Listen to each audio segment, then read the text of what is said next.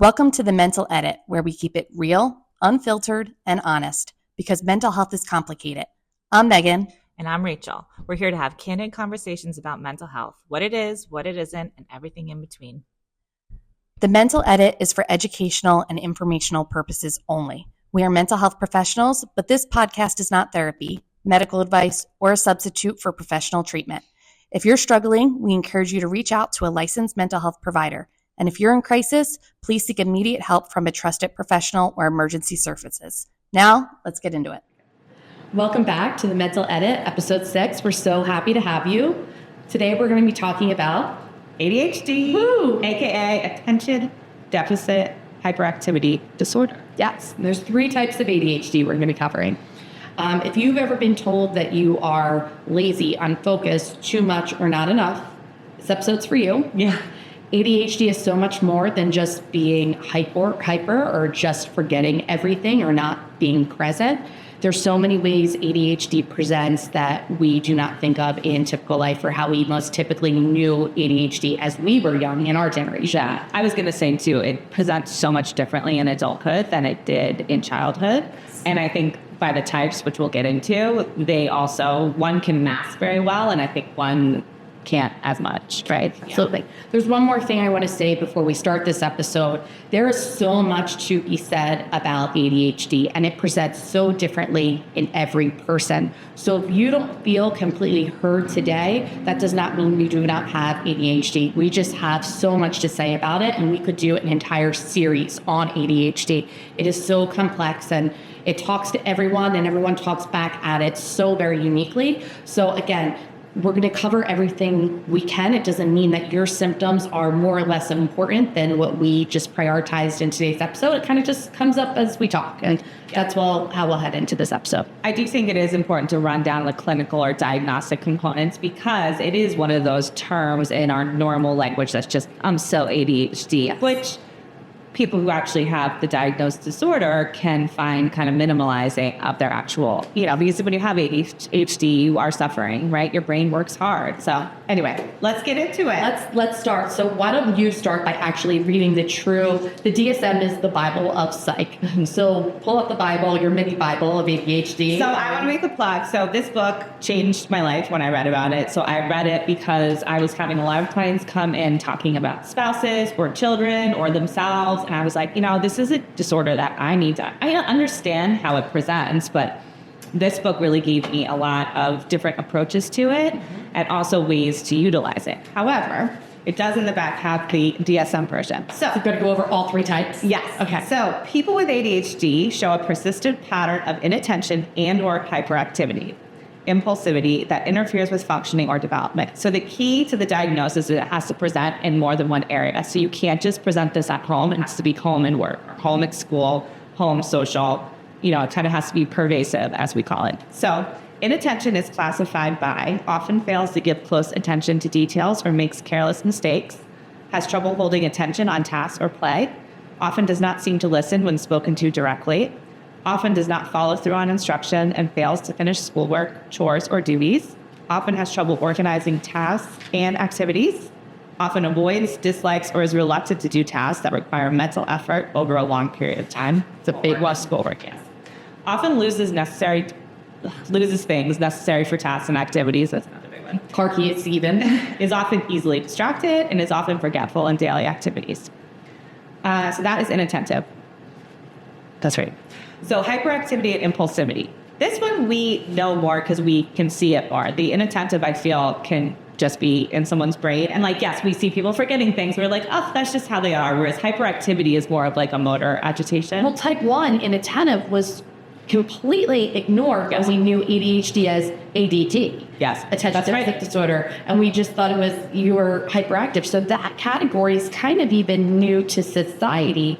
And it's being uncovered more in adults around our age who made it through college or are in their first jobs, and they're now struggling. And what's wrong with me? It's like when you have adult tasks, right? That there's consequences. Like when you're a little kid and you forget your lunch, you buy lunch at school, your mom brings your lunch. Whereas when you're an adult and you forget your car keys or leave them somewhere, oh, now we're calling, there's consequences there. And real fast about type 1, I feel like society, with our parents and teachers and coaches, they build this scaffolding around us that can sometimes protect us from the diagnosis of inattentive ADHD, because there's homework logs and there's retakes and there's people kind of looking out for you and holding you accountable. So when you enter the workforce for the first time, or you are on your own, it really shows through its true colors, because you don't have this scaffolding built around to protect you any longer. Yeah, that's right. So it doesn't, inattentive, what I see, usually doesn't show true colors in ourselves, or we understand it until we're more adults. The second type, hyperactivity, impulsivity. So often fidgets with or taps hands or feet, squirms in seat, often leaves seat in situations when remaining seated is expected, often runs about or climbs in situations where it is not appropriate. Adolescents or adults may be limited to just feeling restless. Often is unable to play or take part in leisure activities quietly, is often on the go, acting as if driven by a motor, often talks excessively. That's a big one. Often blurts out an answer before a question has been completed, often has trouble waiting his or her turn, and often interrupts or intrudes on others, e.g. butts into conversations or games. Yeah. So that one is the more active one, just high energy. Kid rocking it, tapping their foot, playing with their pencil, looking out the window, there's a squirrel. Yeah, that's... I actually feel for those kids, because I'm like, I always tell them, or their parents, I'm like, it just looks hard to be at your body sometimes, right? Imagine you have to sit, school's 7 hours, and you do get some breaks, but you really have to sit there. And like sometimes doesn't mean they're not focusing necessarily on what's going on, but their body cannot, be congruent with that focus, right? They have to move around. And the hardest part about understanding someone with type 2, with type which is hyperactive, it doesn't mean they can't focus on anything. Yeah. There are some things that they can focus greatly on. It's either their arts or their hobbies or video games. Yeah. So if the teacher calls up and says, Johnny's not paying attention in school, the mom goes, yeah, that's not true. He doesn't have ADHD. He plays video games and is still locked in at home. And that's not the case. He can stare at the screen for hours. Well, no. Or talk about baseball or a sport that he really likes, Yeah. So that's the huge misconception around someone with ADHD, specifically the hyperactive, that they can't focus on anything. Yeah, we're going to get into that. Yeah, we'll get into that more when we talk about some of the myths. We have a few myths that we're going to talk about. So I guess the combined presentation, maybe you can speak a little bit more on that. Right. It's a little bit of this, a little bit of that. Yeah. They have some of the symptoms of this one, some of the symptoms on that one. They don't fully fit hyperactive. They don't fully fit inattentive. It's combined. I see combined mostly in my patients, even if they're predominantly one or the other. Okay. Because even out of a rebound, if you have hyperactive, it does make you a little more inattentive. Okay, to make sense. Yeah. Because of your working memory and how you process new information. And even what's known is 1/3 of patients with ADHD also have dyslexia, and that can be verbal or auditory visual dyslexia. So there's other processing disorders involved in ADHD that need to be rolled out, which is so important. Why, of course, we can make a diagnosis. I do not like to make the ADHD diagnosis. I do. You do. I like to suggest that. I have, that's why I kind of started getting into the research around it more, because I was seeing patterns in people, and then I would just gently ask, have you considered this? Or they were talking about their partner or spouse, and I was like, I think this is what's going on, because, a lot of these people tend to, annoy others. Let's be frank, right? They can be, I don't like to call them annoying, but they can present that way. And I think it's very important to know that they're not meaning to come off annoying, right? They're kind of doing the best they can. The people around them feel like this person is not listening, or they're not responding to them or doing what they asked, or not engaged in a conversation. And that is not their fault. Yeah. With ADHD, we think about treatment, and we'll get deeper into treatment, but first-line treatment is medication for ADHD. And the medication that we treat first line with are stimulants, and they're not to be taken lightly. They're amphetamine salts, they're uppers. So when I diagnose ADHD, I want to be completely certain about the diagnosis, because of how serious the first-line treatment is and impacts it can have on other systems of our bodies, such as our cardiovascular system. Especially with kids. Yes. So if a patient comes to me, I will say, yes, you have all the symptoms, you fit the diagnosis, but I would still like you to go for neuropsych testing and have this truly solidified before we start to treat and make that decision with medication. Because it can be other things. I have one patient who I sat and actually, she had an auditory processing disorder. It was not ADHD, and she was able to get hearing aids. So if I did make that diagnosis, but she fit the criteria, I would have done her a disservice by putting her on these meds. And the other thing to note, only 80% of people with ADHD who go on medication respond. So You said 80? 80% do. Yes, there's that other 20%, the 2 out of 10 who do not respond to medications. And it's finding medication at the right dose and in the right category. Yeah, there's lots of different types. Yeah, and that is a journey and a process, which is why truly, if or when you feel you have ADHD or want to get that diagnosis, go into your PCP. Shouldn't be. I do tell people that, don't go to PCP. No, they can make the diagnosis and sure, they can prescribe you something, but there are so many different. Yeah. It's a really poor example and analogy. But I find when I first talk to my patient about stimulants, I use the example of alcohol. And you might be a beer drinker, and you might be a wine drinker, and you might be a vodka drinker. And there is no way to look at me and look at you and for me to know what you'll like or how your body responds. Okay. One might make you tired, beer might make you angry. So we need to do a stimulant dosing low and slow from different categories of types. There's methylphenidates, amphetamines, there's mixed salts, extended release, immediate release. We need to make sure, and we sometimes mix those all together. We need to find the perfect formula for you. And a PCP, and everyone knows I love PCPs, like awesome, they're great first steps, but they're not going to really help us refine what is the absolute best medication. And we need to see a patient usually every 2 to 4 weeks. You do that by trial and error. It sounds like trying something. It's a lot of trust in the therapeutic relationship when we're starting stimulants. Because The good thing about stimulants, though, it's in one day and out, like same day. Yes. There is a medical term for that that is. well, the half-life is Half-life, short. that's it. Yes, and That's what I always tell. I would do. If on my side of it, if clients come in, I have this, have this tool, and I said, if you don't want to take it one day, don't take it. Give your brain a break. However, I do think they see better results when they're consistent. But I'm like, it comes into your body one day, it leaves the same day. So they are controlled substances, and what we worry about with controlled substances is addiction, dependency, and tolerance. And addiction means there's euphoria. And yes, because they are amphetamines and uppers, we can get euphoria from taking them. Yeah, that is what we don't want. Okay. We don't want that patient to say, I want to feel like I've really been slapped across the face and zoned in. No, that's not natural.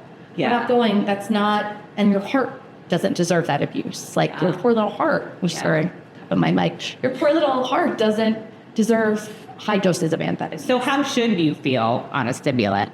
Like, wow, is this how other people feel? And that's Okay, I've heard that a lot. I was going to say, I've heard is that. this what it's like to be, I hate the word normal. Normal? I know it's hard. Well, they say now they've kind of given the term neurodivergent versus neurotypical. So typical is a word I use sometimes. That's a typical way you can feel. I always tell clients, it's like, instead of not having these blinders on, it's like you can just pull the blinder back and focus on what you're supposed to focus on. Or we use the example of a television, an old school TV with the antenna, we heard static and noise. Yes, clients tell me that a lot. It feels like they were like, oh my God, if you could only hear what's going on.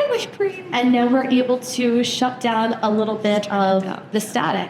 Also, what we hear is the working memory increases. So think of like if we're on the computer and there's copy and paste, right? And we have our clipboard where couple things can be stored. Yeah. The average human with a working memory can remember about 3 to 6 things to help them through that situation at once. Okay. Someone with ADHD doesn't have that same working memory that can help them remember where the keys went or what did they turn off their hair straightener or not, or did they lock their door. The working memory isn't as strong. They have great long-term memories, but it's that working memory. Yeah, I find that they can kind of pull something back and it's like, oh, you can't remember where you put your keys, but you got to remember this like core memory from years ago, right? Yeah, so their clipboard that they have in their head of copy and paste, whatever's stored in their brain, is it what the average human stores of 3 to 6 items in a short-term working memory. Is fascinating. Yeah, so really cool to understand and appreciate the beauty of the brain. This book helped me with that a lot. I also want to touch on that people with ADHD are not stupid. Oh my goodness. And the thing that breaks my heart about diagnosing this in adulthood truly is that a lot of them say they felt or they spent a lot of their life or in school or interacting with peers or at work feeling stupid. Just because you can't remember things or you have trouble focusing doesn't mean you're stupid. And in fact, a lot of times people with ADHD are super smart because their brain has to kind of work even harder to overpower these roadblocks they have, right? Mm-hmm. To focus and perform. And a lot of them do very well in school. And I think when they do well in school, that is when they don't get diagnosed young. And that's which is an inattentive type, because they're overcompensating and masking with the inattentive ADHD. And that scaffolding again from teachers and parents and coaches is there. And then what we do here is imagine so let's say someone comes to me, they're in their first job, maybe as a new nurse or a new teacher, and they're saying, I did so great in high school and college. My grades were awesome, but I got to this point now, and something's not right. I'm not like everyone else. And it's also causing why will normally come is anxiety, depression. Low self-worth. There's a lot of comorbidities with ADHD for sure. Yeah, so a lot of times we don't even have to give a medication for anxiety or depression, because when we treat the ADHD, self-confidence comes out. They're feeling stronger self-esteem. They're really vibrant and self-assured in who they are. And they go, wow, I wonder who or what I could have been if I got this diagnosis earlier. I'm like, and that breaks my heart. Me too. But also, how we had a client like that we diagnosed sort of later. Which was, how incredible it is where they're at right now and where they can go and how they can break the stigma. And what we do know is if your parents, whether they're diagnosed or not, have ADHD, you're 50% more likely to have it. Yeah, it's very genetic. So I do ask clients sometimes, like, have you ever noticed this? Oh, yeah. Absolutely. And then a lot of times, actually, too, because I work with a lot of parents, they talk about their kids. And I'll say, I was meeting some of these hallmark symptoms. I'm like, well, what about you or your husband or your wife? And they're always like, and there is, And that usually leads to an adult diagnosis. Sometimes, very common, actually, right now, parents are getting their children diagnosed. And then with that comes their own diagnosis. I've seen that in a handful of my patients in the past year. Yeah, and there's a lot out there over why is there a rise in this diagnosis and why kids are getting, and I think it's a balance between the awareness of it, but it is worth talking about sort of just this conditioned ADHD that they, again, that's a part of my favorite book. I think that this type of ADHD really did come out a lot through COVID. Yes, and it was promoted through COVID, which was why ADHD evaluations were so high proceed from COVID, because it was everywhere on the internet. People were, well, you describe what this condition ADHD is. Okay, so what they call it officially is VAS. It's an acronym. That's my favorite. I'm just going to remember it. It's variable attention stimulus trait. So what he is essentially saying is that modern society gives us so much more stimulus, right? We have our phones, we have work. Even sometimes I'm sitting with a client for 50 minutes and the amount of pings that they get on their phone. And I always tell them, I don't know, listen, they can put it on silence or whatever. But I always think that's a reflection of their day. They're sitting at their computer trying to focus on a task, ping, ping, ping, and the way that we are just kind of inundated. Plus we get news alerts. Plus we get financial alerts. So he's basically saying that the hardwiring of our brains has not changed, but in our efforts to adapt to the speeding up of life and projectile spewing of data splattering into our brains, we've had to develop new, often rather antisocial habits in order to cope. And those habits are vast. And it's the idea that, I could be sitting having a social conversation with you, and he talks in this book about how it's totally socially appropriate for me to be talking to you and then pick up my phone and start answering a thing. That's rude. But because we cannot, our brains, that's why he calls it antisocial, right? Because our brains do not know how to ignore that, or we haven't really developed. And he does say, like, perhaps we will develop it over time, but I'm obsessed with the amount of pings people get all day. And I want to bring up the past theory that your grounding theory to your work that you've brought up in our first episode, which is relationships, and how clients talk and approach their sessions with you is how most likely they're going to handle the outside world. Well, if a patient or a client, you call them, is spending that 50 minutes with you, and hey, let's be real, there's an exchange of services, so there's even a financial component to this, and they're not giving you their full attention, well, then that means they're not doing that home with their children, their partner, in the work environment. So it's going to also affect relationships. What's important to note is this is not ADHD. Right, yes. And this is not treated with medication. Right. This is about finding, a lot of times I work with them, even at night, right? I have clients that tell me they can't sleep. Then we go through their phone, their phone habits. And I'm like, well, do you know that the iPhone has this lovely sleep thing where it turns, we walk through that and I'm like, what? Or I'm like, put your phone on, do not disturb. We need to put the phones away. I can't say it enough. We need to put them away. It's time. Yeah. And then I think, you can set limits now. I think, for better or for worse, all these tech companies are kind of trying to help us out, at least give us the tools to use, right? You can set limits on things. You can my phone's set do not disturb right now. And what I say to people, it puts a dark cast on it, which you can't even see the notifications. And then people tell me, I'll go down a rant, but people tell me, what if someone important calls? I'm like, if you have them in your emergency contacts, it comes through. I also love having my watch, my iPhone watch. I actually do like the watch for that. Yeah. Some could argue glance and move on. But at the same time, if I put it on silent, I love knowing that if I just have that on me in an emergency situation, kind of like a flip phone, I can call or text. Yeah, this has gone back and forth a lot. Some people are like, oh, you just want to have your device right on you. But what I say is I can quick look. And, if you're a parent to young kids, you get a lot of information thrown at you all day. So a lot of times, if it's something you need to respond to, you need to be able to check that. But your brain can also just put it back. Because how many times do we go on our cell phone and just read a text message? Right. There's like a name for it. It's like our little mental pass. Everybody has one that they do. So if you just check your watch, then you move on with your life. So that is these dopamine hits. Now we're plugging Apple products, but here we go. Sponsor us.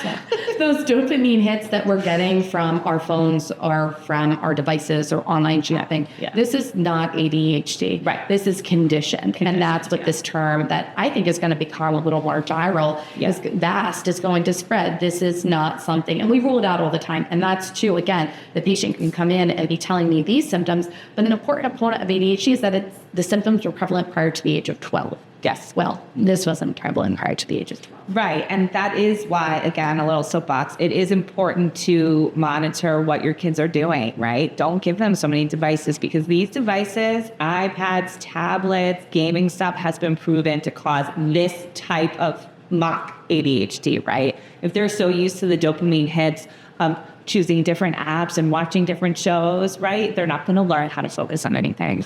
And this is where my favorite mechanism comes in. We choose the things that we don't change. We're going to choose this pseudo ADHD if we don't make changes of putting the phone away, putting the technology away, turning the television off, and eating dinner with our families. You and I have discussed how important dinner without phones with our families truly are. Yeah.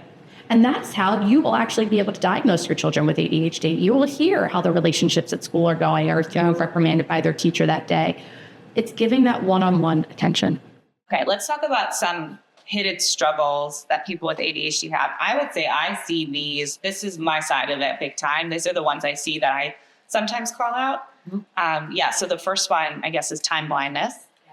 I love this term, actually. Because when I say it to people, they're like, oh, yeah, I say too bad. They jump at how long someone with ADHD it takes to do a task, when to initiate the tasks, how the clock functions, and it's not their fault. Yeah, and I always joke, I'm like, gosh, I would love time blindness for just a day because, I have other things, but this is not one of my things. I always have a hyper focus on the time. So, there's the converse of that, which is like, you're just not aware of the time. Yeah.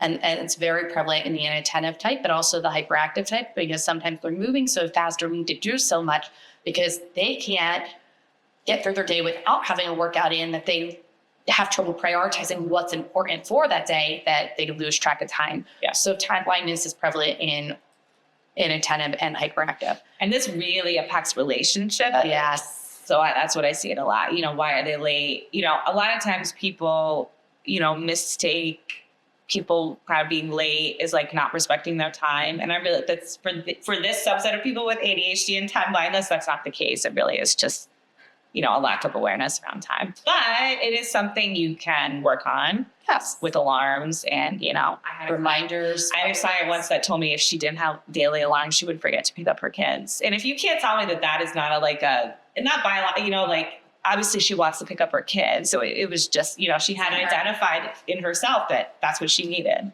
Another big one is task paralysis, the trouble with starting tasks. So we feel stuck. Yeah. And usually with task paralysis, I see the largest struggle with transitioning tasks.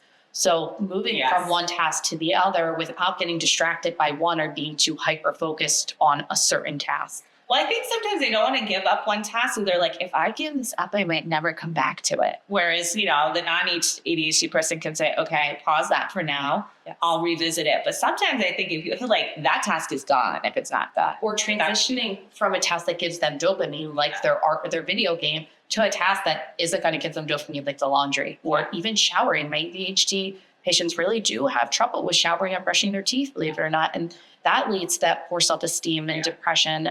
So I encourage a treatment for that is bring an audiobook in the shower with you. Pair it with, a desired task. Yeah, that's a good idea. There's a lot of other treatments too that would bring up, like body doubling, which is when we pretend that someone there is doing it with us. There's a lot of different techniques that we can learn from occupational therapists when we have ADHD. I've heard that concept of habit stacking. Yeah, so you kind of just pair all the things that you don't want to do maybe all at once and then reward yourself afterwards with whatever. There's also the technique where if something is going to take you less than 2 minutes, you do it right now. Yeah. And that way there's not task paralysis. Yeah. But absolutely, there's different techniques, and what works for one patient isn't going to work for another. Yeah. Another hallmark I see is it's just sensitivity to feedback. Is that how you RSD. Okay. So it's a term. It's not coined in our DSM psych Bible yet, but it's called rejection sensitivity disorder. Yes, they don't take in feedback or, everything is kind of perceived as criticism, even if it's like, here's something you could do better. I notice like a big emotional reaction in that direction. Well, if we're not getting dopamine, it's also that someone with ADHD is working so hard and battling a wall and they want to do everything right. Yeah. So when they get that criticism, it really hits them down deep. Yeah. And it's hard. I think with that being said, also, we forgot masking. Because someone with ADHD is trying to overcompensate for these symptoms, whether if it's a child on the soccer field trying to fit in and they know they have ADHD or listen really hard, and it's draining. Yeah. So someone with ADHD is going to be exhausted. And another hidden symptom is completely dysregulated sleep. Really, and it comes with the time blindness, the masking, which can really lead to this emotional deficit. They don't know when to fall asleep, when to wake up. Really hard to gradually get in because they say their brain can't shut off into a relaxed bedtime routine. Yeah. Sleep is one of the largest struggles with ADHD. Big night owls, right? Like they just a lot of them tell me they kind of just come alive, especially creatively or in their minds at night, which is tough with, modern world. Again, if you have kids are up at a certain time, you have to get them going. So, yeah. And I give tips and tricks in sessions, and with my patients, we can talk about different medications to help easing with the bedtime routine.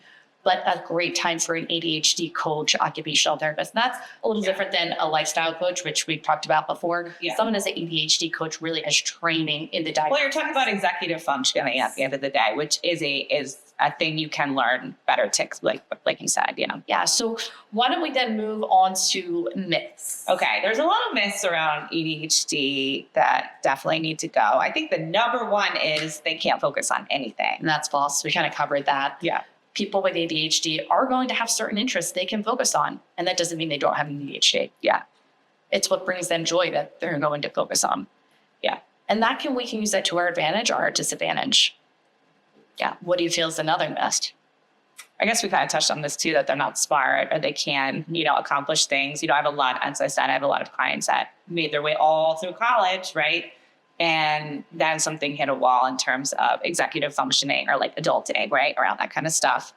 So, sometimes that's why we do see a lot of disorders come out in college, right? Because you do lose that scaffolding of being in your family of origin.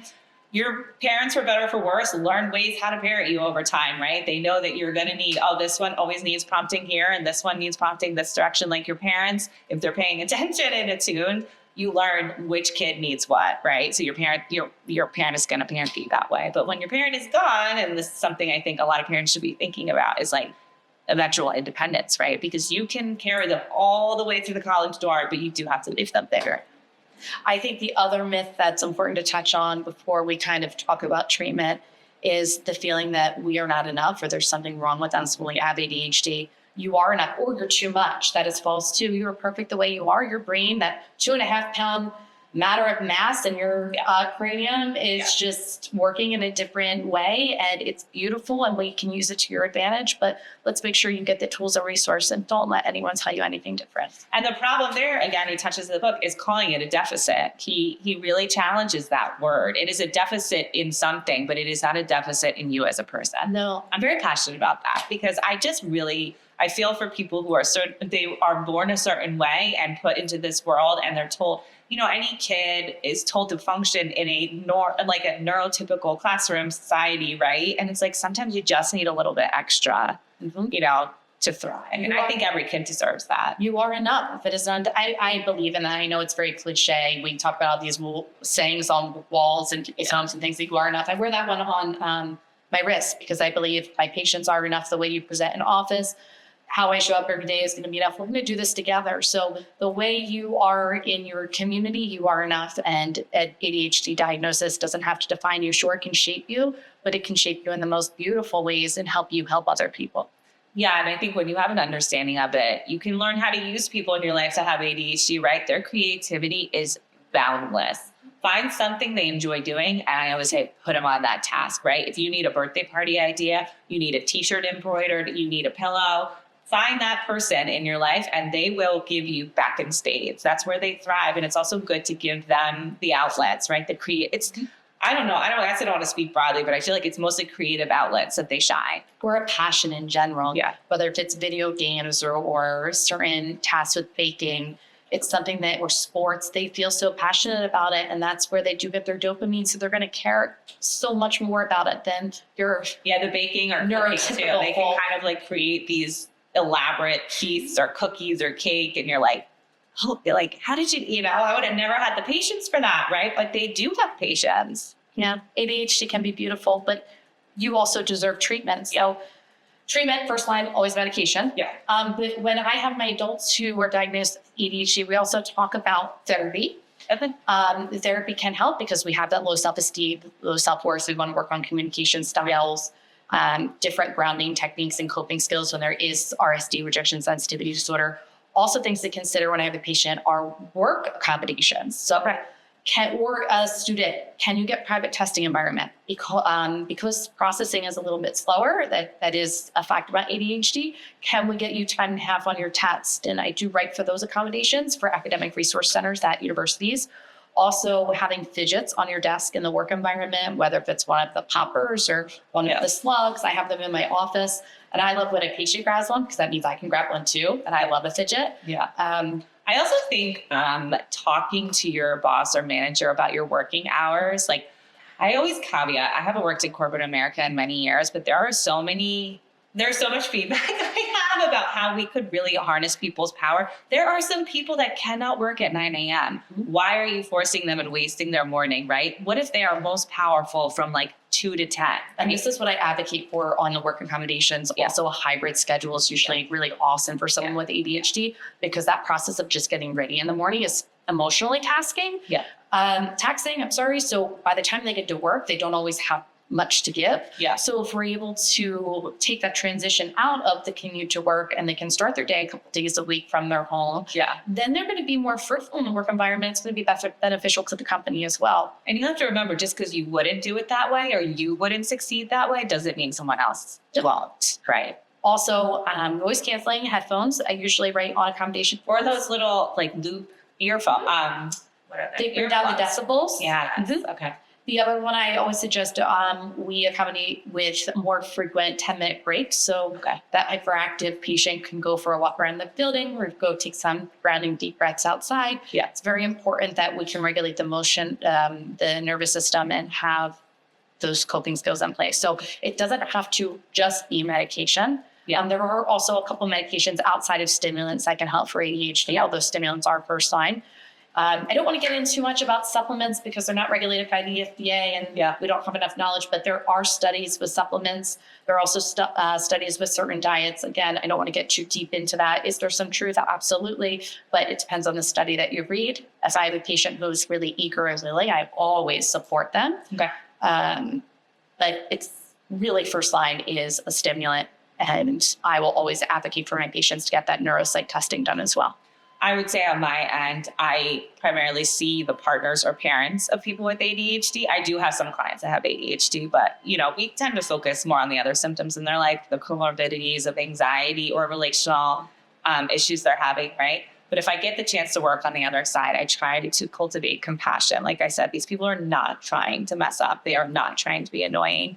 I think when you get into a situation where you can have open conversations, right? Like, tell me what it's like inside your brain. I love to ask people that, obviously, but ask your spouse. That's what makes you every day the best. But ask your spouse, right? Like, if you can just pause for a second and be like, tell me what that was like for you. Are you feeling flooded right now? Flooded means, you're having too much, it's not overstimulation. Yeah, you have too much input at once, right? And then helping them. A lot of times, you don't want to parent your spouse. I totally get that. However, when you have a spouse with a disorder, sometimes you just have to do a little bit more prompting. Mm-hmm. I like that, prompting versus parenting. Yeah. And that's what being a partner is. Yes. Helping each other become better people. In sickness and in health. Yes. So encouraging, hey, let's make that neuropsych visit. Or what I learned today was local universities, their psychology departments usually have psychology residents who are under the study of a supervisor who can do this testing, because at times it can be very expensive, at a more inexpensive rate as part of their training. So look at your local university if their health insurance isn't willing to cover the testing. Yeah, the testing does sound. And then I think it can help you see where your deficits, so to speak, are. Is that right? Correct. Yes. And then if you were to meet with, is it spatial reasoning? Is it working memory? If you were to meet with an occupational therapist or ADHD life coach, they could hone in on those specific facets of deficits and then work with you through that. And again, if we're working on those areas, our depression is going to decrease because we're feeling more self-worth. Our performance is going to increase. Anxiety is lower. So everything kind of comes together in this beautiful loop. A lot of this disorder to me is acceptance, right? You maybe want to feel differently, you want your brain to work differently, but the day that you say, okay, this is just how I am, is the day you can take more ownership and power over it.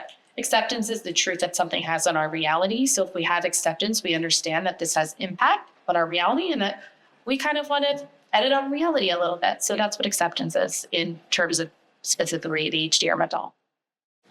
So as you probably noted, this episode is a little longer than normal, and we still didn't cover everything we wanted to talk about. Yeah, we did talk about impulsivity, which is really a key factor of ADHD is the impulsive, I need to do this now, because also with impulsivity. That's the interjecting too, like interrupting, I have to get my point across. Yeah. So we would like to touch on those things in the future. We will definitely have more ADHD and we'll lean them to be more specific episodes. Again, I know everyone's not going to be completely heard, felt, or seen today. But thank you for listening. We're so excited for the next episode, which kind of has a parallel with impulsivity. Yeah, we might be able to cover impulsivity there. We're going to talk about obsessive compulsive disorder, which is another one of those, like, I have OCD type, It's my biggest irk. I think OCD is so misunderstood. And I'll be very transparent. Before I started one-on-one working in the field with clients, I didn't have full comprehension. Wow, and we both have had a journey with a specific part of OCD that we'll talk about next time. So very exciting. Yeah. Whatever you think OCD is, it probably is not. And we look forward to seeing you next week. Thank you.